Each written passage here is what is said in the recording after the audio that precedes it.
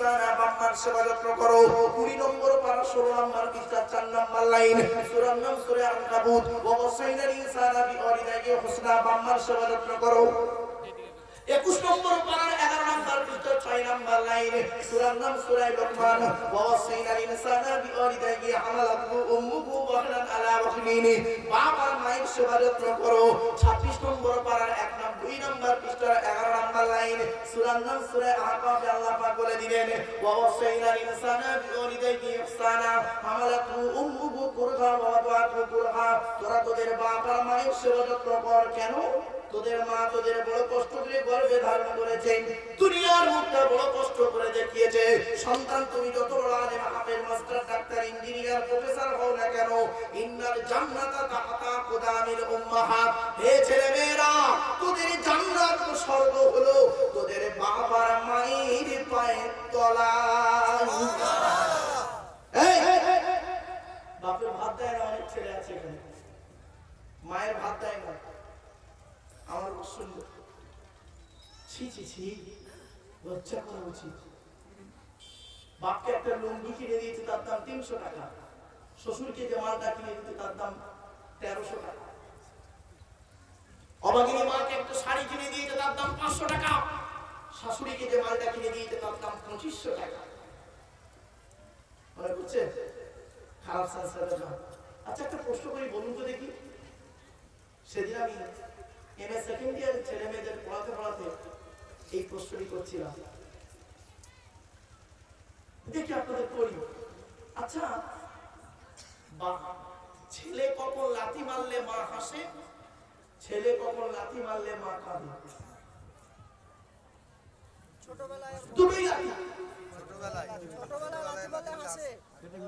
পেটের ভিতরে বাচ্চা যখন মায়ের পেটের ভিতরে থাকে 2 দিন নড়াচড়া না করলে তারপরে যখন লাথি মারে না মা আনন্দে হেসে ওঠে ওটাও লাথি আর ওই ছেলে যখন মায়ের পেট থেকে পৃথিবীর মুখ দেখে কোনো ব্যক্তির পাল্লায় পড়ে প্ররোচনায় পড়ে মাকে যখন লাথি মারে তখন মা ঝরঝর করে কাঁদে মায়ের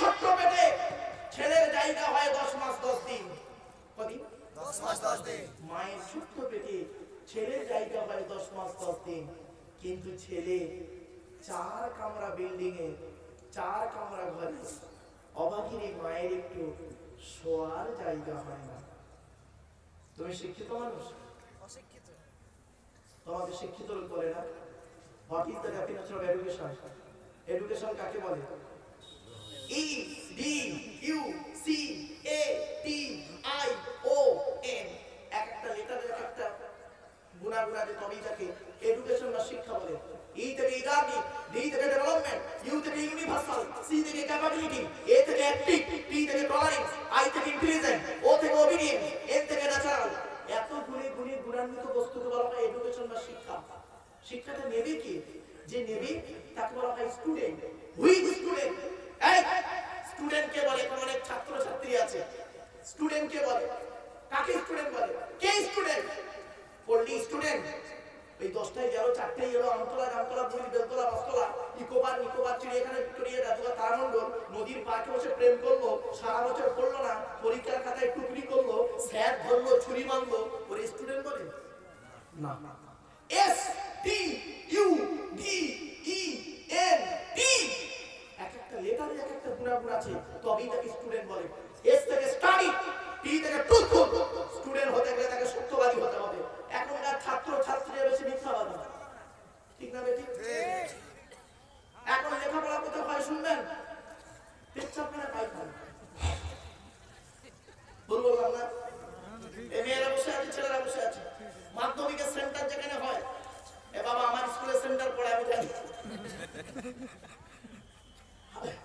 মাধ্যমিকের সেন্টার যেখানে হচ্ছে টয়লেটে গিয়ে দেখি বাপরে বাপ বইয়ের পৃষ্ঠা ছেঁড়া টুকলি মাইক্রো জেরক্স বই ছেঁড়া সেখানে অন্য ছেলে সব ফিরে চলে আসছে ওই ছেলেটা আবার 20 বছর পরে স্টেজে এসে উনি লেকচার দেবে ছি ছি ছি ছি ছি ছি একটা বিবেক বলে একটা জিনিস থাকে তো মনুষ্যত্ব বলে একটা জিনিস আছে মানুষ কাকে বলে একটু বাড়িতে এস থেকে স্টাডি ডি থেকে টুথ টি থেকে ডেমোক্রিয়াস, ই থেকে এফিসিয়েন্ট, এন থেকে নোবেল, ই থেকে টিপটপ, এতগুলি গুণে গুণান্বিত ব্যক্তি বলা হয় স্টুডেন্ট, যাকে তাকে স্টুডেন্ট বলে না। আচ্ছা শিক্ষাটা দেবে কি? যিনি দেবেন তাকে বলা হয় টিচার। Who is teacher? কে টিচার? পড়ানি টিচার না গো বাবা। টি ই এ সি এইচ ই আর, টি থেকে ট্রেনার, প্রশিক্ষণ প্রাপ্ত হতে হবে তবেই তুমি টিচার। ই থেকে ইগার্নিক, আগ্রহী হতে হবে তবেই তুমি টিচার। এ থেকে এবিলিটি, দক্ষতা থাকতে হবে তবেই তুমি teacher. Most important letter C, C থেকে ক্যারেক্টার, চরিত্র ঠিক থাকতে হবে তবেই তুমি টিচার। আজ থেকে 30 বছর আগে এই স্যারদের জিজ্ঞাসা করবো এই বয়োজ্যেষ্ঠ লোকগুলোকে, আজ থেকে 30 বছর আগে টিচার ছাত্রের সম্পর্ক কি ছিল? আমরা আমাদের স্যারেদের দেখলে সাইকেল থেকে নেমে যেতাম, ঠিক না বেটি? স্যার আসছে, কি হিন্দু কি মুসলিম দেখতাম না, স্যার আসছে সাইকেল থেকে নেমে যেতাম, স্যারেদের সামনে ঘড়ি পরতাম না। আর এখন টিচার ছাত্রের সম্পর্ক শুনবেন, বন্ধু বিড়ি চেয়ে খায়, কইনি বলে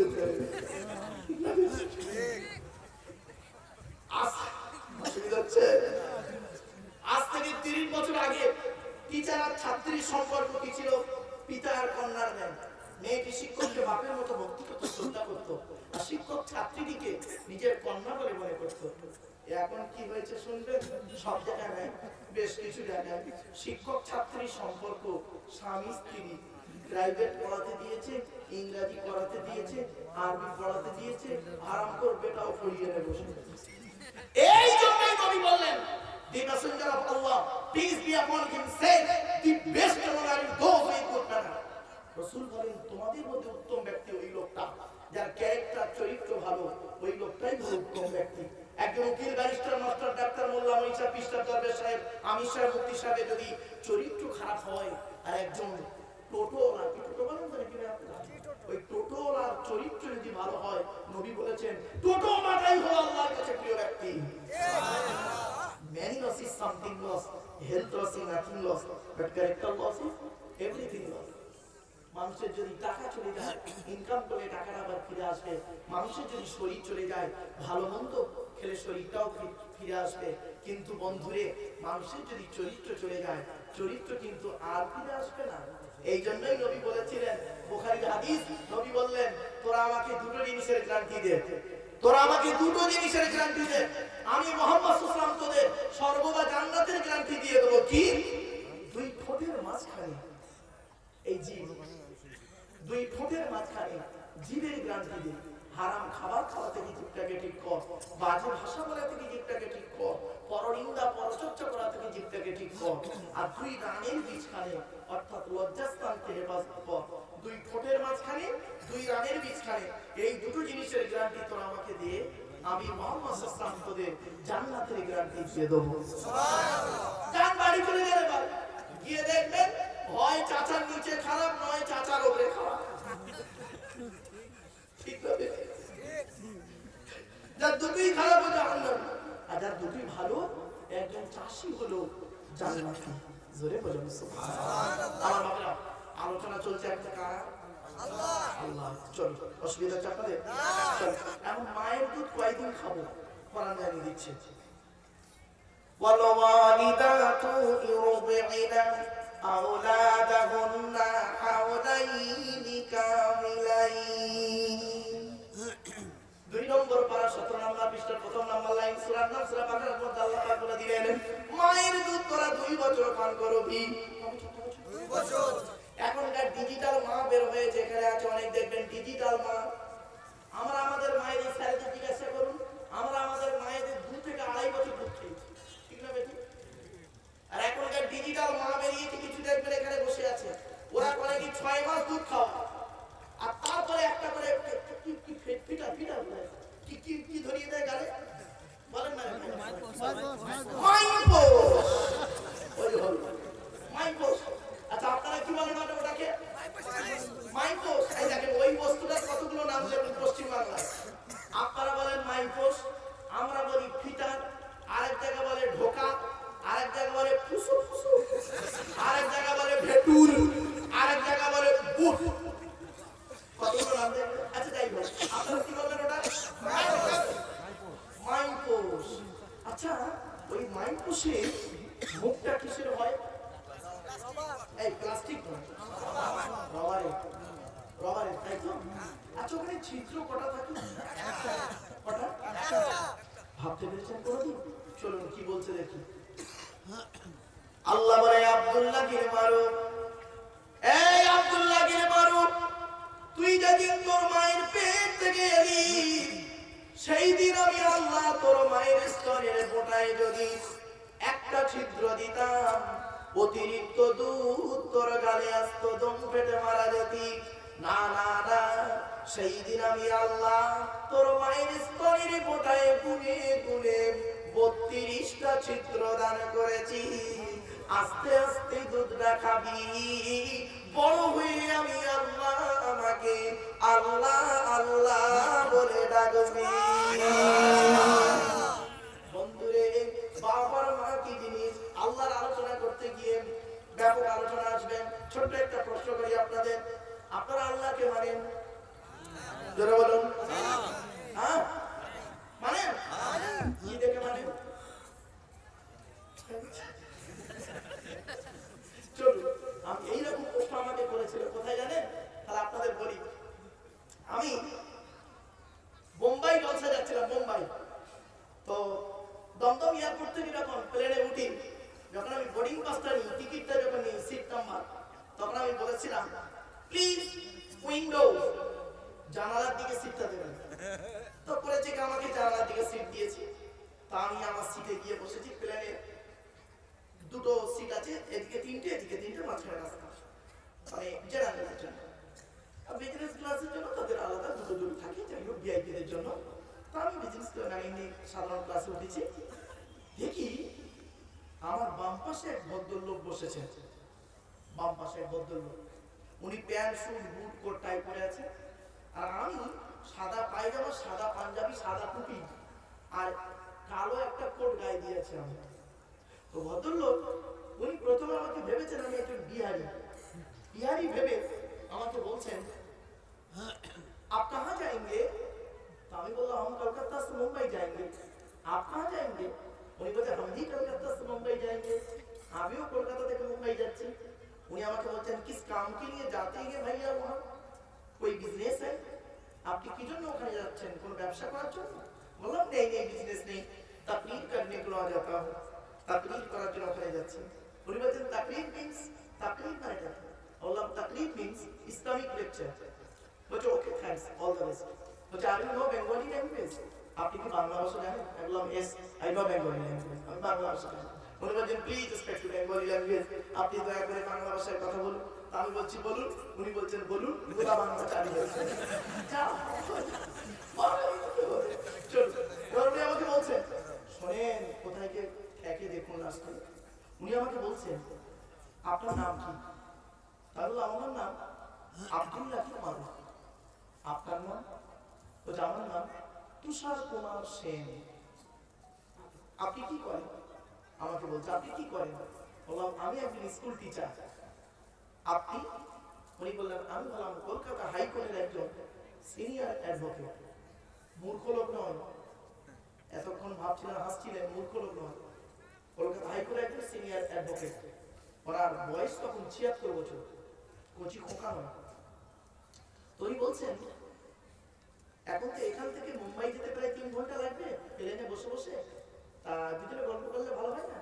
আমি বললাম ওকে, কোনো অসুবিধা নেই। তো বলছে আমি আপনাদের কোরআন শরীফ পড়েছি, শোনেন এবার।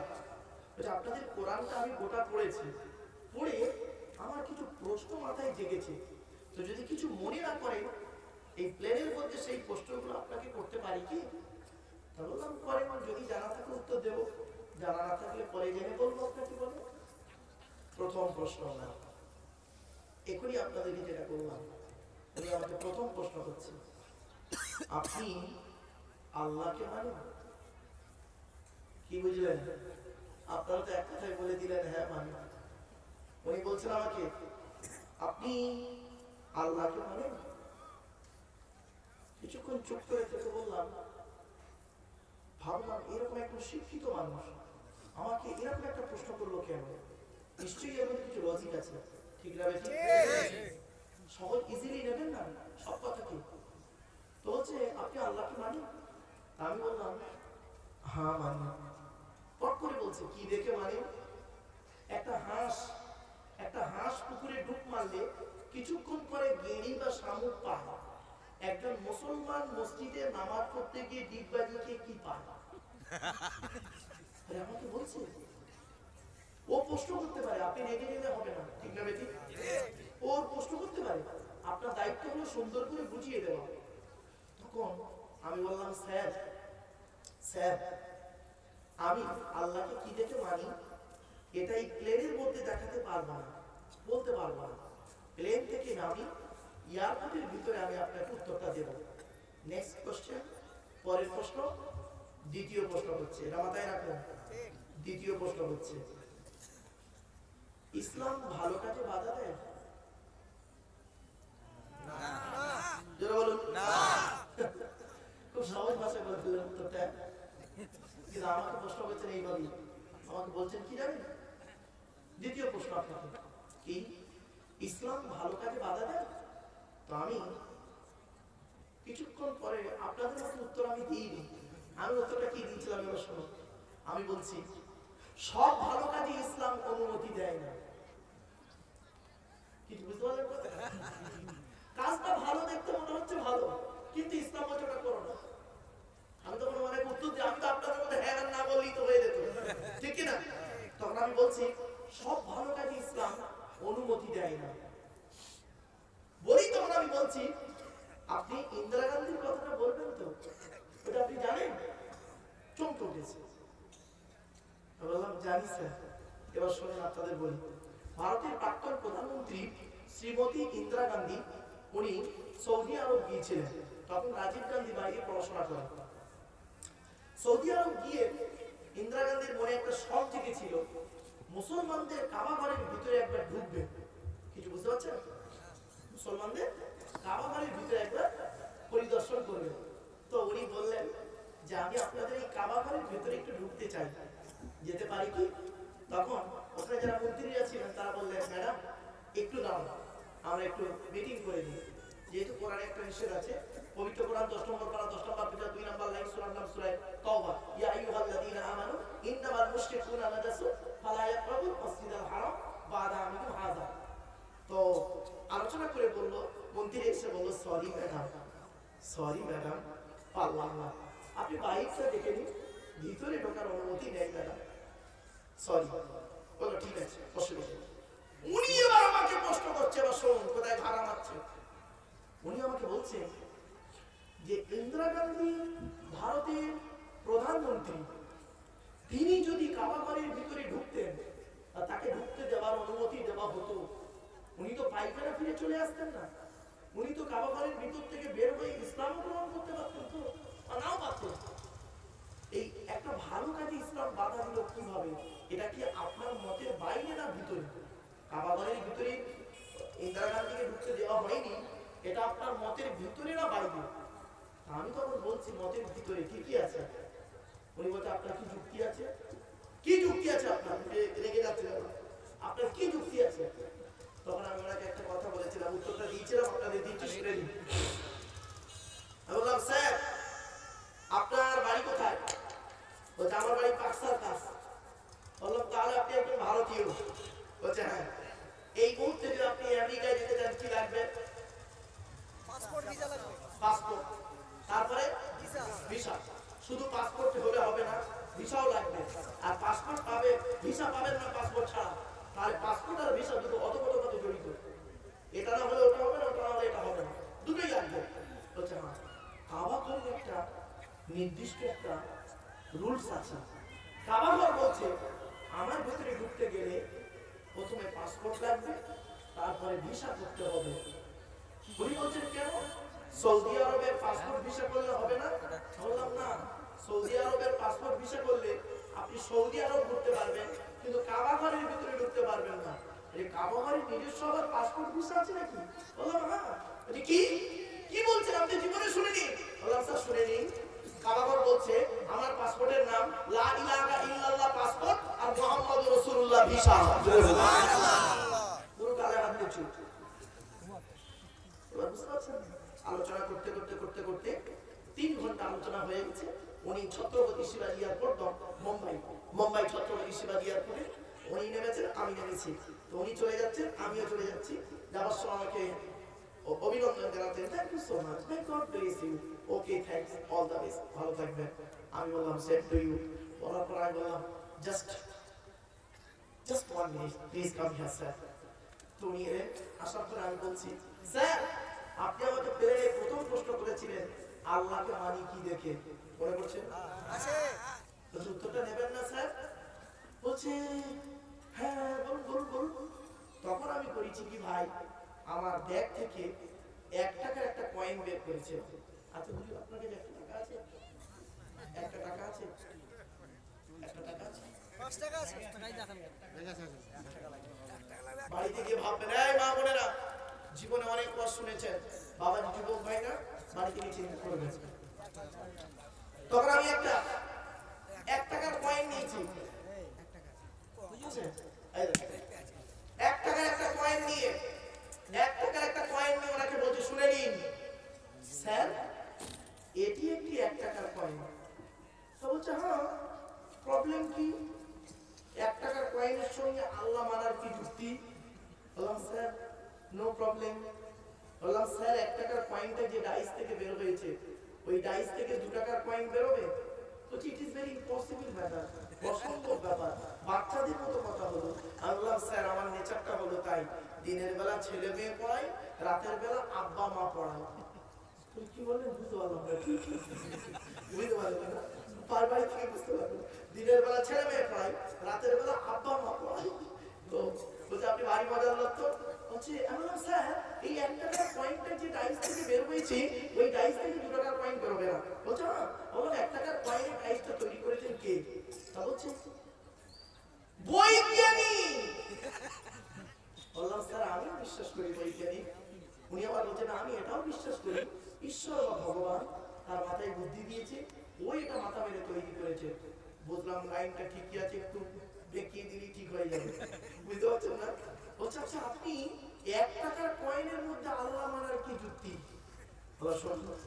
আমার সৃষ্টিকর্তা বলছে পৃথিবীর মানব জাতি সামান্য 1 টাকার কয়েনের ডাইস থেকে 2 টাকার কয়েন বের করার ক্ষমতা তোর নেই, তোর বাবার নেই। আমি আল্লাহ কত বড় বৈজ্ঞানিক, চিন্তা করে দেখ, তোর একটা মা আর একটা বাপ থেকে তোরা 5টা ভাই বোন হলি, 5টা 5 রকম দেখতে। ومن آياته خلق السماوات والأرض واختلاف ألسنتكم وألوانكم। 21 নম্বর পারার 5 নম্বর পৃষ্ঠার 8 নম্বর লাইন সূরার নাম সূরা রুমের মধ্যে আল্লাহ বলে দিলেন, হে মানব জাতি, হে মানব জাতি, হিন্দু মুসলমান কোনো পার্থক্য নেই, হে মানব জাতি তোরা আমাকে মানবি কি দেখেন? সামান্য 1 টাকার কয়েনের ডাইস থেকে 2 টাকার কয়েন বের করার ক্ষমতা তোর নাই, তোর বাবারও নেই। আমি আল্লাহ কত বড় বৈজ্ঞানিক, চিন্তা করে দেখেন, তোর মায়ের পেটের ভিতর থেকে তোরা 5টা ভাই বোন হলি, কার গায়ের রং কালো, কার গায়ের রং ফর্সা, কেউ হয়েছে লম্বা, কেউ হয়েছে বেটে, কেউ হয়েছে নারী, কেউ হয়েছে পুরুষ, এমনকি কারোর বুড়া আঙুলের ছাপের সঙ্গে কারোর বুড়া আঙুলের ছাপের কোনো মিল নাই। আচ্ছা আপনারা আধার কার্ড করেছেন? আচ্ছা আধার কার্ড করার সময় অফিসাররা আপনাদেরকে বলেছিল চোখটা বড় করে যান? বলেছিল? কেন চোখ বড় করেছিল কেন? শুনেনি 1500 বছর আগে কোরআনে আল্লাহ বলে দিয়েছে। আজকে আমরা গবেষণা করিনি তো।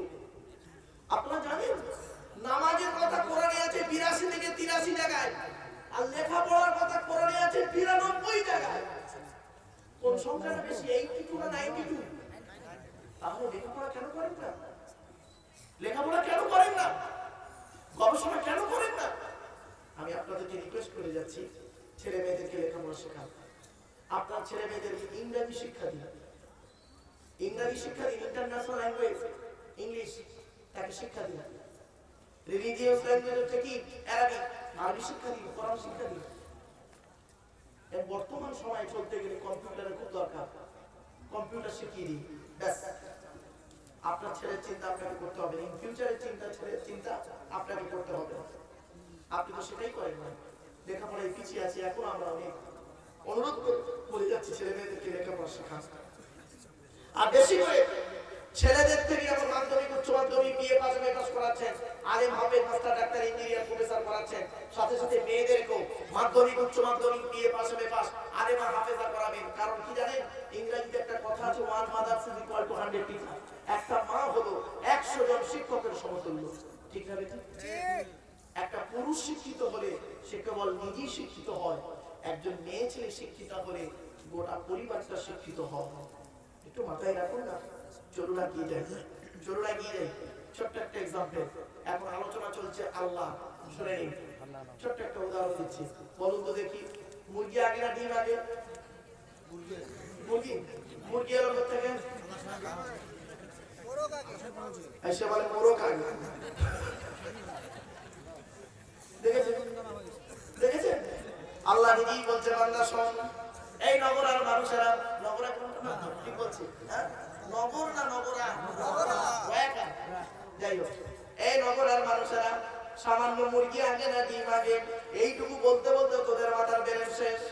কেউ বলে মুরগি আগে, যদি বলে মুরগি এলো কোথেকে, বলে ডিম থেকে, বলে ডিম আগে, বলে ডিম এলো কোথেকে, বলে মুরগির পেট থেকে। আল্লাহ বলে সামান্য মুরগি আগে না ডিম আগে, এইটুকু বলতে বলতে তোদের মাথার ব্যালেন্স শেষ। আমি আল্লাহ তোদের জানিয়ে দিচ্ছি, ইন্নামা আমরুহু ইযা আরাদা শাইআন আন ইয়াকুলা লাহু কুন ফায়াকুন। 23 নম্বর পারা 4 নম্বর বিষয় সূরা নাম সূরা ইয়াসিনের মধ্যে আল্লাহ বলে দিলেন, বান্দা শোন, এই পৃথিবীর জমিনে আমি আল্লাহ যখন কোনো জিনিস তৈরি করার ইচ্ছা করি, খালি বলি কোন হয়ে যা, ফায়াকুন হয়ে যায়। বান্দা কোনটা আগে কোনটা পরে, বান্দা তোদের বলার কোনো ক্ষমতাই নেই। আমি আল্লাহই জানি কোনটা আগে কোনটা পরে। সুবহানাল্লাহ। আল্লাহ বলে, বান্দা তোরা আমাকে মানবি কেন? একবার লক্ষ্য করে দেখ, তোর হজম শক্তি দিয়েছি, হাতিরও হজম শক্তি দিয়েছি, পৃথিবীতে একটা ফল তৈরি করেছি, নাম হলো তার বেল। বেল বেল বুঝেন তো?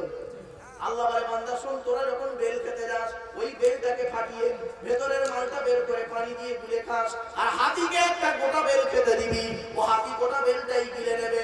সকালবেলা যখন পায়খানা ফিরবে দেখবি গোটা বেলটাই তোকে ফেরত দেবেন। বেলটা ফাটিয়ে দেখবি ভেতরের মাল। শুধু তাই নয়, আল্লাহ বলে, বান্দা শোন, তোরা আমাকে মান। এখন কার আলোচনা চলছে? আল্লাহ। আল্লাহ বলে, তোরা আমাকে মানবি কেন? একবার চিন্তা করে দেখ। ছোট্ট একটা উদাহরণ, আল্লাহ বলে, বান্দা শোন, এই পৃথিবীর জমিনে তোদের একটু বুদ্ধি দিলাম, সেই বুদ্ধি নিয়ে তোরা পৃথিবীতে করলি কি? একটা মেশিন তৈরি করলি, তোদের তৈরি মেশিনের নাম দিলি ফ্রিজ। ফ্রিজ ফ্রিজ বুঝলেন তো? হ্যাঁ, আল্লাহ বলে, তোদের তৈরি ফ্রিজের গুণাগুণ কি রে? গরমকে ঠান্ডা করিস, ঠান্ডারে 0 ডিগ্রি নিচে নামিয়ে তাকে বরফ জমিয়ে দিস। তোদের তৈরি ফ্রিজের পানি খেলে থাইরয়েড বেড়ে যাওয়ার সম্ভাবনা বেশি। তোদের তৈরি ফ্রিজটা কারেন্ট ছাড়া চলে না, তোদের তৈরি ফ্রিজটা মাটির উপরে বসানো থাকে। আর আমি আল্লাহ পৃথিবীতে একটা ফ্রিজ তৈরি করেছি, আমার তৈরি ফ্রিজের নাম হলো শীতকাল আর গ্রীষ্মকাল। গরমকালে যত করে পান করবি, আমি আল্লাহ আমার তলার ফ্রিজ থেকে ঠান্ডা ঠান্ডা পানি বের করব। আর শীতকালে যত করে পান করবি, আমি আল্লাহ আমার তলার ফ্রিজ থেকে গরম গরম পানি বের করব। এরপরে আল্লাহ বলে, বান্দা শোন, তোরা আমাকে মানবি কেন? তোর বডির মধ্যে 9টা ছিদ্র দিয়েছি। 9টা ছিদ্র আছে, 2 চোখ, 2 নাক, 2 কান, 1টা গাল, সামনে পেছনে 9টা ছিদ্র। এই 9টা ছিদ্রে যে কোনো একটা ছিদ্রের মাধ্যমে, যে কোনো একটা ছিদ্র দিয়ে আমি আল্লাহ তোর আত্মাটাকে বের করে দিই। বাড়িতে গিয়ে দেখবেন, লক্ষ্য করবেন, কত মানুষ মারা গিয়েছেন, মরে গেছে, লোকটা মারা গেছে, পেশাব ফিরে ফেলেছেন। কত মানুষ পায়খানা ফিরে ফেলেন, কত মানুষ দেখবেন মারা গেছে, চোখটা বড় করে চেয়ে আছে। ঠিক না বেটি? কত মানুষ মারা গেছে দেখবেন চোখটা বন্ধ, গালটা হাঁ করে আছে। কত মানুষ মারা গেছে দেখবেন হাতটা খিঁচে আছে, কানটা খারাপ হয়ে আছে। বাড়িতে গিয়ে চিন্তা করবেন, ভাববেন। শুধু তাই নয়, যারা মুমিন ব্যক্তি সৃষ্টিকর্তা আল্লাহকে 100% বিশ্বাস করে, তাদের আত্মাটাকে আল্লাহ পাক এমন ভাবে বের করে দেন, ওই ব্যক্তি নিজেই বুঝতে পারে না কেমন করে মারা গেল। জোরে বলুন সুবহানাল্লাহ। এই জন্য অনুরোধ করে বলে যাচ্ছি, একটু মাথায় রাখুন কথাটি। চলুন একটু এগিয়ে যাচ্ছি। 1 নাম্বার হলো কি? সৃষ্টিকর্তা বলছেন, বান্দা শোন, এই পৃথিবীতে তোর দেহের মধ্যে 4টে জিনিস দিয়েছি গুরুত্বপূর্ণ।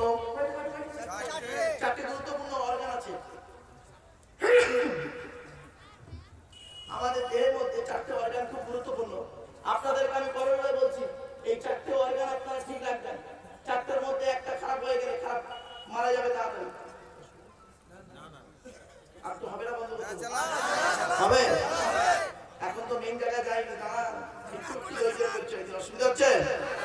চলো চারটে অর্গান, মানব দেহের মধ্যে চারটে অর্গান খুব গুরুত্বপূর্ণ, শুনে নিন। এক নাম্বার আল্লাহ বলছেন তোর ব্রেন। কি কি কি? ব্রেন। ব্রেনটা যাতে স্ট্রোক না হয়, ব্রেন স্ট্রোক যাতে না হয় সেদিকে লক্ষ্য রাখবেন, ব্রেনটাকে ঠিক রাখবেন। এই মা বোনেরা ভালো করে শুনে নিন, উল্টো পাল্টা চিন্তা করতে যাবেন না। দুই নাম্বার হলো হার্ট। কি? হার্ট। তিন নাম্বার হলো লিভার। কি? লিভার। আল্লাহ জানেন আমার বান্দা অতিরিক্ত খাবার খাওয়ার পরে ওর ফ্যাটি লিভার হবে, লিভারে চর্বি জমে যাবে। বেশিরভাগ লোকের ফ্যাটি লিভার, লিভারে চর্বি জমে গেছে কেন?